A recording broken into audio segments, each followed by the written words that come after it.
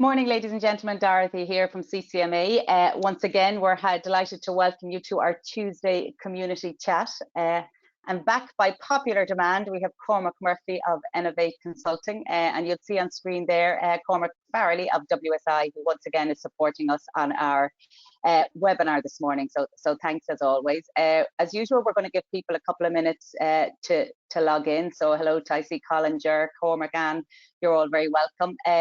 Just to remind you that we will take questions as we go through the webinar. So if you have a question at any point, for those who haven't been on one of these webinars before, you'll see the little panel across to the right, and just submit your question there and I will put it to Cormac as they come through. I think this morning's topic is certainly a hot topic in the current working from home environment. And I know one of the challenges a lot of companies have spoken to me about recently is the challenge of continuing to support, engage, and in particular coach employees as they work from home and work remotely. And as we all know, even with the slight lifting of restrictions, it certainly looks, in speaking to member companies, that a lot of companies are not planning on reopening their offices or their contact centres for a long period of time at this point. And certainly anybody I've been speaking to is talking about September, and even at that stage on a phased basis. So there's a lot of work we need to do in terms of supporting all of our employees working from home. And just, Cormac, thanks for putting that up there. I see, just to everybody, if you could give me a thumbs up and make sure you can hear and see us okay. But what I'm going to do now is I'm going to hand over to Cormac Murphy. Very confusing, all the Cormacs this morning, but we get there. And Cormac, as I say, is a director of Ennovate Consulting and an expert in this area. And Cormac, I'll hand over to you. So thanks a lot. Thank you very much, Dorothy. And thanks for the opportunity to speak this morning. Probably like everyone else, I find myself with maybe a little bit more time working from home. And Ennovate have been working in the area of coaching for a long time now, maybe 15. I've been doing it for about 20 years, and Ennovate have been around for 10 years. So we've been doing it for about 10 years. But one of the things I've had an opportunity to do is really read a little bit more deeply on the topic and connect some of the newer ideas in coaching to what we've been doing. And some really surprising and interesting things have come out of it. One of the guys I've discovered is a guy called Rene Girard that I want to talk about today. And I actually came to him by watching YouTube videos with Peter Thiel, who was the founder or one of the co-founders of PayPal. And Peter Thiel said that this guy has been the most profound influence on his thoughts. So with a guy who's done the things that he's done, I thought it was worthwhile going and having a little bit more of a look at those ideas. And I think they really give us some profound insight into what coaching's all about, and maybe give us some surprise directions about how we can think about coaching in an environment as strange as we've got now, where a lot of people are working away from each other, people are working from home. So what I want to do is I want to just go back and think a little bit about what's actually changed from a visibility perspective as a manager with the new world that we find ourselves in. So if you think back to that time many years ago when we all worked in offices, and you looked at what as a manager you could actually see, you could see all these things. You could see customer deliverables, work rate, NPS scores, NPS verbatims, right? So these are all the things that are important, that are, if you like, outcome measures. And they're great. You know, that's what you need to do as a business. But you also had a load of other things, kind of behavioral measures. And that's the second list that I've got there. You'd got recorded calls. You actually had team meetings where you'd be getting people together. You'd be able to look around. You'd see people interacting with each other. You were able to see people's emotional states. So you can read in someone's face whether they're upset or not quite often, or if someone's being isolated. So you're really able to connect to the emotional state of your people around you. And you can hear from your colleagues what they're seeing in their colleagues' emotional state. So that was then. This is now. So we still see the top ones. We can still see the deliverables. To some degree, we can still see the work rate. We can see what people are doing. We're getting the NPS scores and the verbatims, but the other stuff's starting to disappear. It's really hard to hear recorded calls now. I mean, especially if staff are working in mobiles. So I don't know if you've got VoIP working in the home environment, but a lot of companies don't yet. And it's hard to record those calls over mobiles. It's hard to access them. It creates a trust issue when you're calling out in a mobile and the customer sees that and then the call's being recorded. So we're losing an important source of understanding what people are doing. The team meetings are still there, but Zoom is not the same as a face-to-face meeting. And I know certainly some companies have got issues doing Zoom where confidential issues are discussed. So even that is being reduced quite often to a conference call, and that means that we're really not seeing the emotional states for people. So all this behavioral measurement stuff that we've got about how people are actually going about things, we're starting to lose. So we're really getting forced back as managers to look at these top ones, which are the outcome metrics, and that's a problem. So what I want to do is take a step back and think, what are the things that we think about when we think about operational management? So if we look at the two things that we've spoken about so far, we've got the outputs, which are the top ones, the Net Promoter Score, the cross sales, the things like that. We're starting to lose visibility of the behavior that we could manage to before, where we'd QA systems or whatever. But one of the other things that we can manage, and this is where Gerard starts to appear, is desire.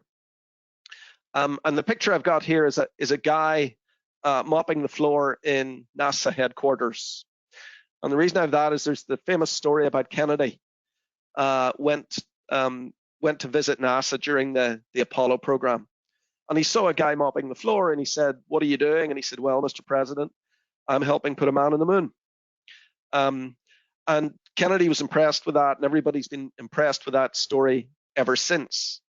But why are they impressed about it? Well, I think really what it is if someone who is doing a job like that can really feel themselves connected to the overall mission, then that mission is going to be successful. Everybody is aligned with the goals.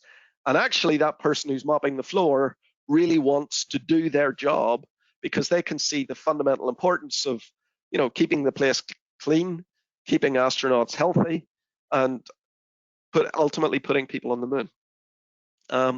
So the point that I want to get to there is, well, what does it mean to manage desire? How do you change what someone wants?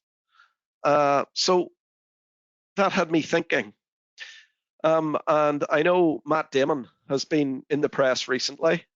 Matt has been staying in Dalkey for the lockdown. And, there he is with the proprietor of the Corner Note Cafe in Dalkey, obviously good friends. So I'd like to be friends with Matt. That would be great. If I was walking down the street in Dalkey one day and I just bumped into him, I says, "Hey, I like your hat, Matt. I like your sweatshirt. Maybe we should go down and have a swim at the men's bathing place there, and you can bring your super value bag." And if I think about that, that gives me quite a warm feeling. I quite like that idea of being friends with Matt Damon. But when I reflect on that, that's a completely artificial thing to want. Why would I want to be friends with someone who lives many thousands of miles away, in Hollywood, that I only ever see in pictures on the screen? It's not something natural. It's not something that people 100 years would have wanted. And what Gerard says about this is his core idea is we want things because we see other people wanting them. And we learn to want. So there's some things that we want. If we're hungry or we're tired, we want that because that's physiological. But pretty much anything above that, we learn because we see someone else wanting it and we want it, right? So here's the way he put it together. What he says is, you live in a community and you admire other people in the community. So this is the person that owns the Corner Note. I admire her as a local businesswoman. And I see that she wants to be friends with Matt. And oh goodness, she is friends with Matt. So what I learn is, I want that too. And then she sees that, and she wants it more. And then I want it more, right?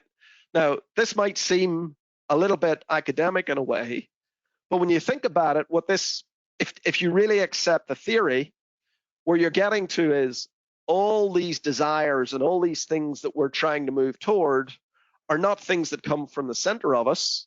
The things that come from what we see around us and come from the community, right? So what Gerard said is mostly we don't create our own desires. What we do is we see them in others and we copy them. We subconsciously copy them. And then they observe us and they increase their desire. So ultimately desire emerges from the community. Okay. So what does that look like in an operations environment? So what I want you to admire is a new advisor joining your company. She's so happy to be here. People join, they want to do the best job that they can usually. I want to be the best advisor that's possible. What does that mean? How do I set my aspiration? How do I decide what it is I want? Well, before I meet anybody in the company, I probably know something about the products. I've talked to my friends about it. Even if I haven't talked to my friends, I've some sense of what they like about it. I love this company's products. I know why they're great. Okay. 1 month later, I'm working away. I'm presenting why I love this company so much and why I love the products so much.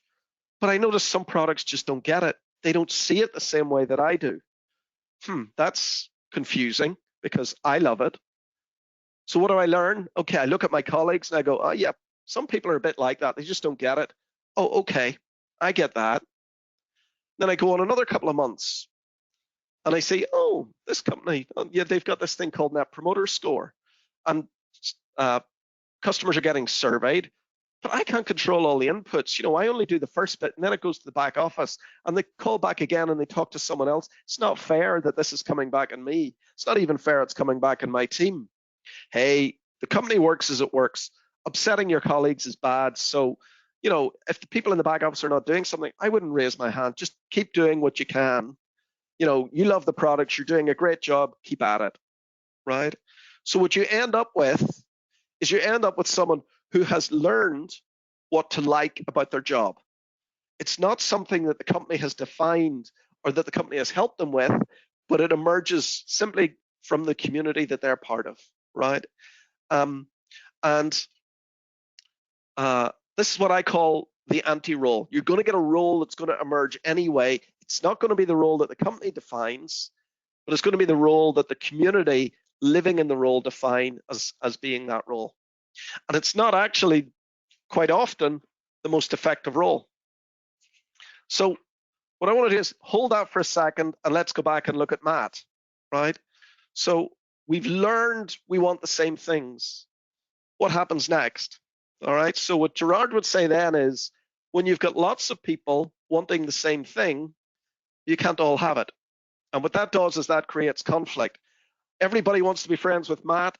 Everybody wants to be the best in the company as the community have defined the role to be, as it's emerged from the community. Scarcity causes conflict. But usually what you'll find is someone that's a bit different. Like there's Cormac who just wants to go fishing. He really doesn't care that much about Matt. And what happens then is the community will turn on that person. And one of the things that you can do is you can see that, and quite often we can see it in a group training environment where you'll have someone that will maybe step outside the mode of the role. And let's say, well, maybe we could do that a bit differently. People go, oh, no, that's not the way we do things around here, right? And that's a very strong, powerful drive within us to close ranks, to look after each other, and to reject someone that tries something different. All right.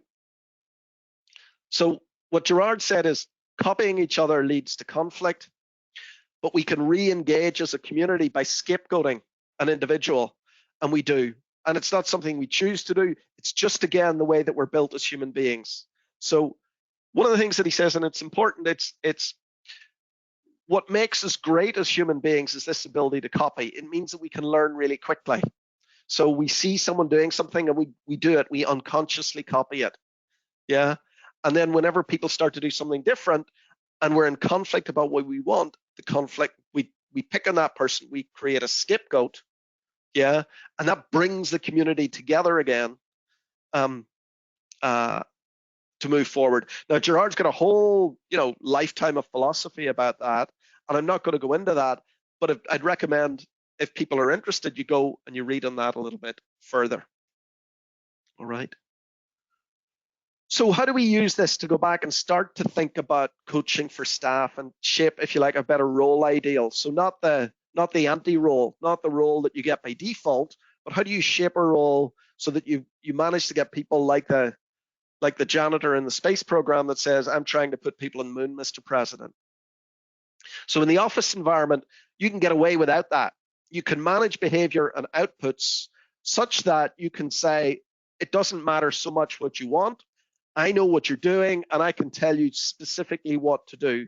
I can tell you specifically what to do from a recorded call. We've got a QA team. I can give you specific feedback about what you need to do there, right? So with less time together, we also need to work on the role that the advisors want to do. So what I want to do is introduce you to something called learning teams. Now, this is something that Ennovate have been doing for years. But what's interesting, what's different now, is we've been doing this with larger teams. We've been doing this with teams of 8 or 10 people. And one of the things that's given me my insights about coaching is really watching how people behave in these group learning environments. And what we normally do is we use a recorded call from someone who's in the room. We play the call and we discuss it. And what's really important is that we create a safe space for people to discuss those calls. And one of the things that's always perplexed me over the years is quite often you'll have people that will resist change. And they say, no, I don't want to do it that way. But you'll listen to their calls over time, and gradually they'll start to change. They'll actually start to copy what other people are doing. But if you went back and said to them, that's great, I can see the change, they go, oh, I haven't changed. They don't recognize that change within themselves. So it's kind of back to that Gerardian mimetic, that copying thing. They copy at some sort of subconscious level, and they move toward this ideal role that you're able to shape together. And one of the things I've been torturing myself with over the last couple of months is, how do you do that? It's really hard to do that remotely. And where I've gotten to is, we're probably going to have to bring some people physically together in some sort of shape or form. But it's about how we use that time together maximally. How do we do that with minimum risk? And whenever you've got people together, you get the value out of it, but it also then amplifies the coaching that you can do remotely. So let me take you through the process. So what we're suggesting is, when people are in the office, record some calls there. So you're not going to be able to record them whenever they're working on their mobile, but record calls when they're in the office. Find 2 calls which illustrate the role, the ideal of the role, trying to put people on the moon rather than take care of each other as a community and defend yourselves against customers. Anticipate the anti-role objections. That's not the way we do things around here. And then get into a room. And I think the minimum people that you can have in the room is 4. If you've less than 4, you really don't get a dialogue going. And you may be able to do this once you've got a group together. You could maybe do 1 where you're physically together, 2 sessions remote, right, where you're doing a Zoom, and then 1 where you're physically together again, right? And I know that's going to be a challenge for people, and I know we're not there yet. But I've been talking to a number of companies, and some companies are looking at, maybe what we're going to do is have a meeting room that we'll deep clean every night. And we may be able to bring people into meetings, and then they go straight home again. So as we start to look at these different possibilities, there may be ways that we can look at having some of these physical connections for a short period in the day. So what we'd suggest is get them together. The model that we have, and I'm not going to go into the detail today, is every conversation with a customer is about making and managing a commitment.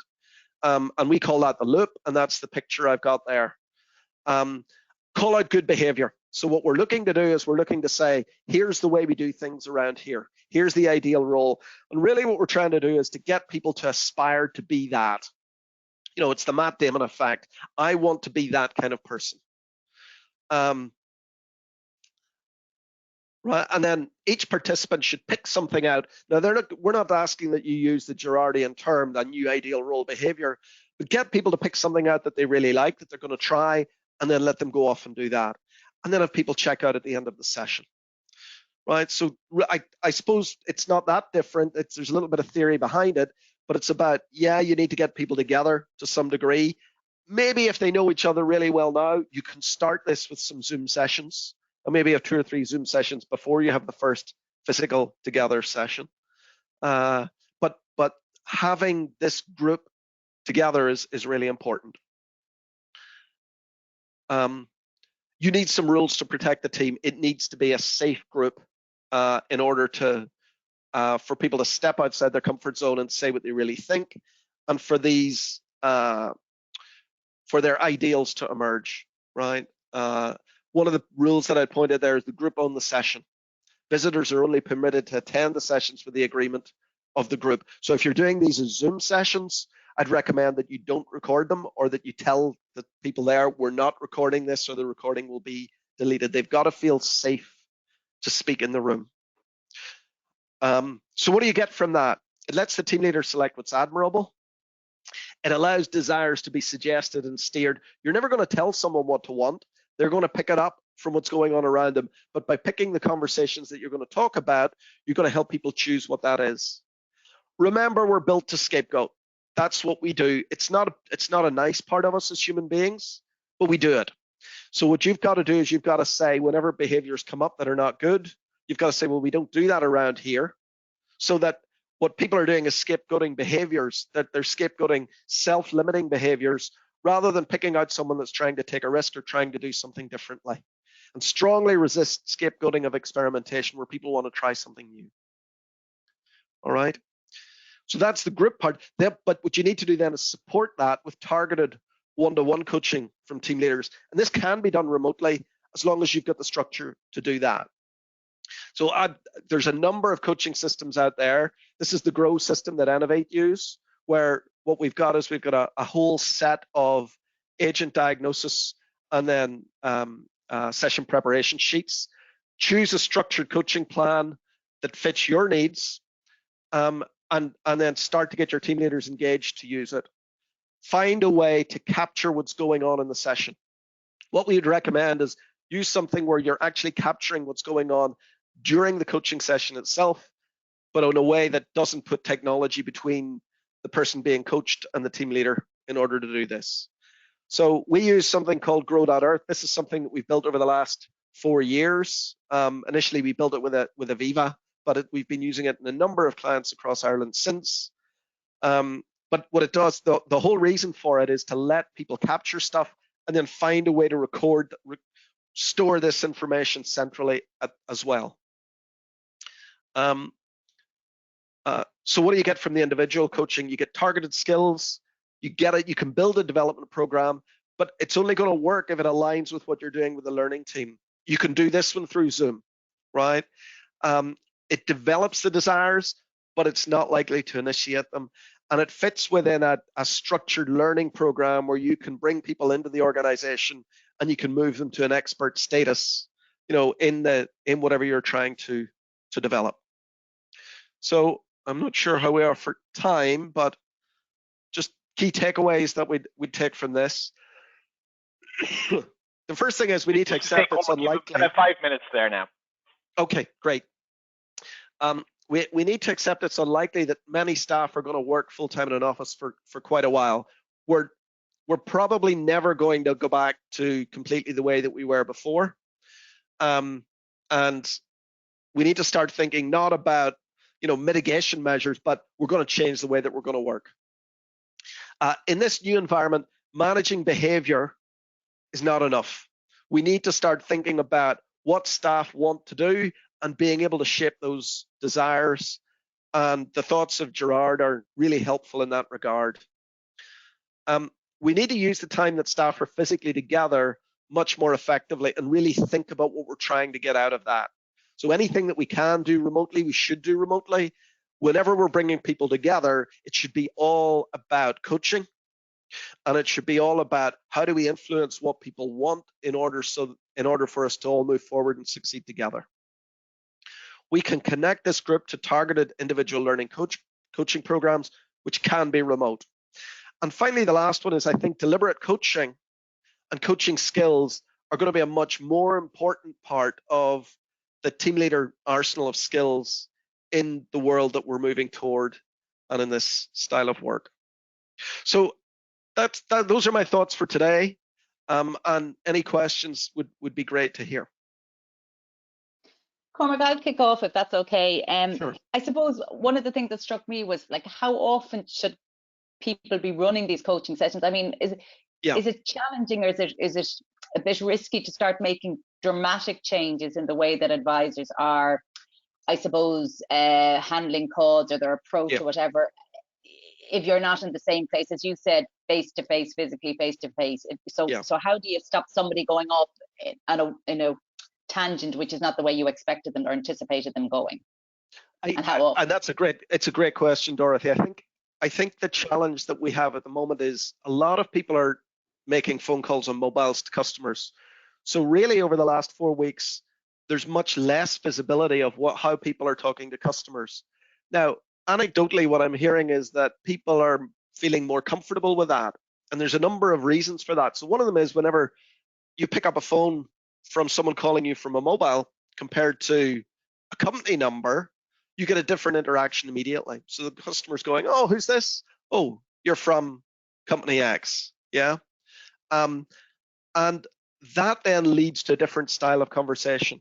So I think already conversations are changing out there. And as companies, we're not hearing the extent to which that is happening. So what we've got to do is we've got to find a way that people can come back and talk about that and speak about how they're changing on the calls. So I think I would start the learning teams not with leading, but with listening.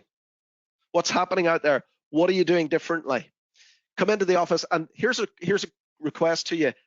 I know you're coming into the office to make the phone call, but I'd like you to make the phone call pretty much the same as you're doing it at home. Don't try and do it the old way, try and do it the new way. So what you've got to do is you've got to find a way to get people to connect what they're really doing to what you're talking about. Otherwise, you're going to get this divergence, and you're going to get even further from the ideal role than you would before. So I don't know if that answers your question, Dorothy.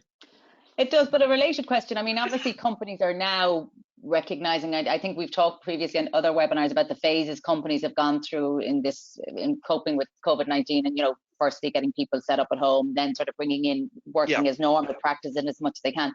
So companies need to continue doing things like net promoter score and measurement, etc., to be able to see if there's a dip. That's vitally important. Yes. Customers are probably a little bit more tolerant because they recognize people aren't in the normal environment that they'd be in, that maybe they can't access information as quickly as they could before. And so there's probably a bit of tolerance on both sides, that things are a little bit different, and people are a little bit more patient, I would have thought. That's true. But we're already 6 weeks into this. By the time we get to the end of the summer, this will be the new normal. And we've got to start thinking now about the new normal, and that customers will have a changed standard expectation of what they should be getting in service, and some companies are going to do that well. And what you've got to do as you're supporting and setting up your team leaders is you're saying, guys, you're not hearing the recorded calls. I can see that you're getting some of the NPS stuff back, but I can see that starting to slip down again as customers are.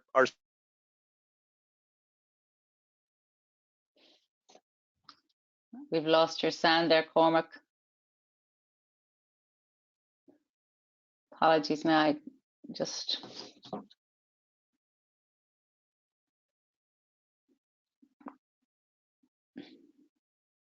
apologies, Cormac, we've lost your sound. I don't think he can hear me now, so sorry about that.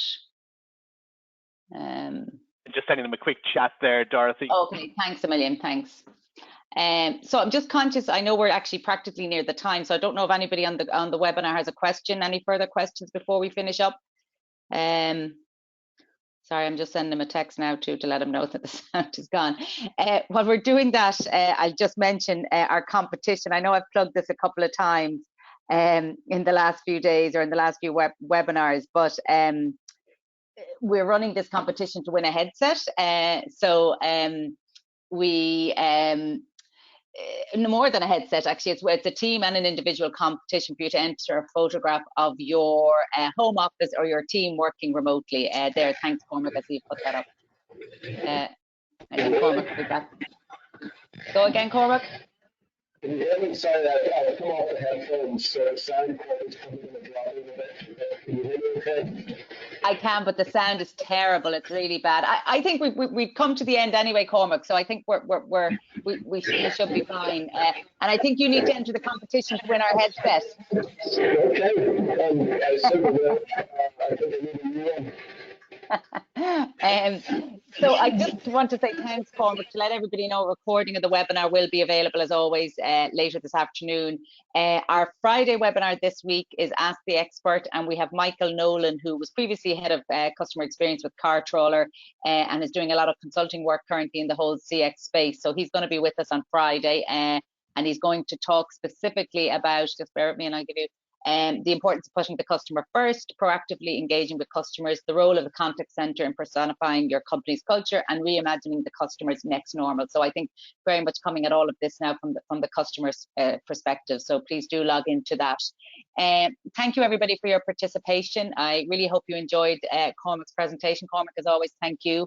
Excellent. And I know a copy of the presentation will be available and I'll put that up on the website later today. And as always, if there's any particular topic that people are interested in and that they'd like us to cover, please just drop me an email and let me know. So thanks a lot. Thanks, Cormac. I'm hoping you can hear me. Thank you. Take care. Thanks. Bye. Bye. Thanks, Dorothy. Bye. Bye-bye. Thanks, Cormac.